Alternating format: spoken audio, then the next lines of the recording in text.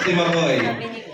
Si Makoy ay isang bunga ng panalangin dahil matagal bago nagkaanak ang kanyang magulang. At si Makoy ay nakabase sa salita ng Diyos dahil lahat man tayo nakabase sa salita ng Diyos in Isaiah 41:9 that I took you from the ends of the earth, from its farthest corner. I have called you by name to be my servant. Lahat tayo tinawag. At isa si Makoy sa tinawag. Bata pa lang si Makoy, laman na ng simbahan, dala-dala ng magulang, hanggang sa lumaki, napasok sa seminaryo, si Makoy.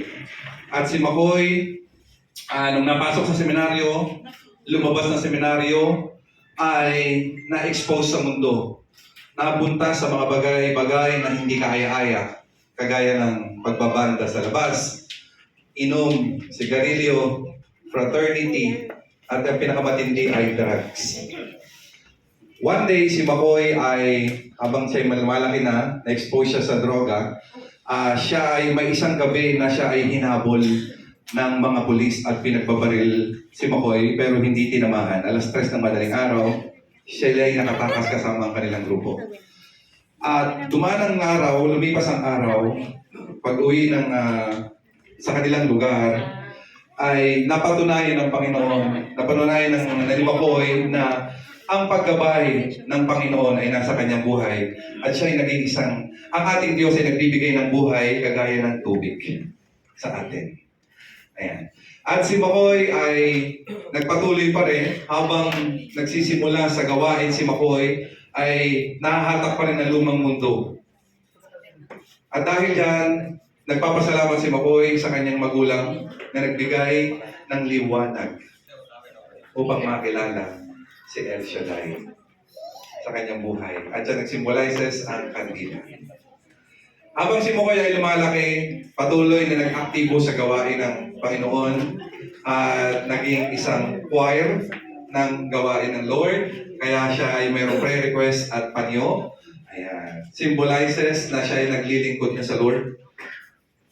At dahil siya ay may asam na makapag-abroad, sabi ng punong lingkod, itaas niyo ang nais niyong puntahan na bansa at kayo makakarating at nakikita ang aeroplanong papunta doon paakit ng Noel. At nakita niyo. At si Makoy ay nagtaas sa kanya, makakarating ako ng Dubai! At nakarating na ng Dubai, si Makoy sakay-sakay lula ng katawang ito. Hindi. Lula ng barko. Ilang araw kaya yun? Lulan ng aeroplano. Yan. Okay na. Nagkitawan. Ayan. At si Makoy ay nakarating dito sa Dubai, maraming pagsubok. Nagsimula siya sa mga kanyang trabaho. At sa kanyang trabaho, nagsimula siya bilang isang tagahugas sa isang hotel. At siya ay na-promote hanggang umangat bilang tagahugas. Siya ngayon ay isa ng sales manager sa isang hotel. For almost 16 years siya nag-work dito. At salamat sa Lord dahil sa profesyon na binigay sa akin, nakakatulong upang masustentuhan ang pamilya. At the same time, ay nagagampanan ko ang tungkulin sa gawain ng Panginoon bilang isang misyonero ng Lord. Kaya merong lapis dyan na nagbibigay. Sinusulat ng Lord yung mga tungkulin para sa gawain ng Panginoon. Siya ang ballpen at lapis ng Lord. At dahil dyan, si Makoy ay nagpatuloy sa paglilingkod. At syempre, hindi dapat mawala na yung apoy na naipakita ng Lord sa buhay niya ay patuloy na papaypayan. The fan of flame. Yeah. Ang Panginoon ang siyang nagpapaypay sa alab ng puso ni Makoy upang magpatuloy sa paglilingkod. Fan the flame. Ayan, thank you. At dahil dyan, si Makoy nagpatuloy sa paglilingkod. Sabi nga ay napakatamis ng tagumpay. Amen. At dahil sa tamis ng tagumpay, lalasapin ni Makoy yung tamis ng sweet candy. Ayan, nakaloob ng Diyos. Dahil sabi sa Psalm 37:4, delight yourself unto the Lord and He will give you the desire of your heart. My heart's desire is to serve the Lord. And the sweetness of God's love has been given to me. At sabay-sabay sabayan niyo akong panoorin kakainin ko. Dinala tayo sa land of flowing of milk and honey. Ayan. Nais ko man ipamahagi ng alam na medyo the sweetness. Kaya magpatuloy tayo, ang tagumpay ay matamis.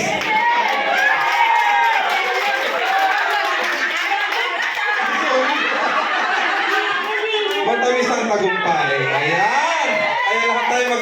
maraming pagsubok na darating sa buhay natin. There's a lot of I know every one of you comes from different background, different situations of life, pero nandito tayo patuloy na nakapaglilingkod. I don't know who you are, but you know yourself. I know myself, pero isa lang nais ipakita ng Panginoon.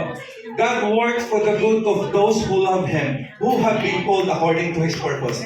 Each of one has his own purpose. May purpose ako sa buhay dito sa paglilingkod. You have your own purpose. Let's do the mission that God has given us. Let's do the purpose that God has given us.